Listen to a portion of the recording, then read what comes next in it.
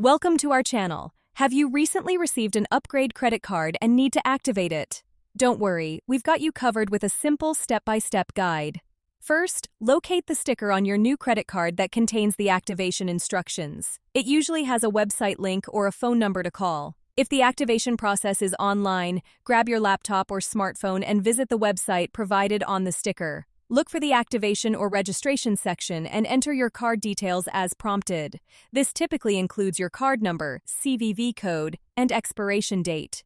Make sure to double-check the information for accuracy. In case you need to activate your card over the phone, dial the number listed on the sticker. You will be connected to an automated system or a customer service representative who will guide you through the activation process. Be ready to provide the necessary card details and any other information they may ask for verification purposes. Once you have successfully activated your upgrade credit card, you might need to sign the back of the card for security reasons.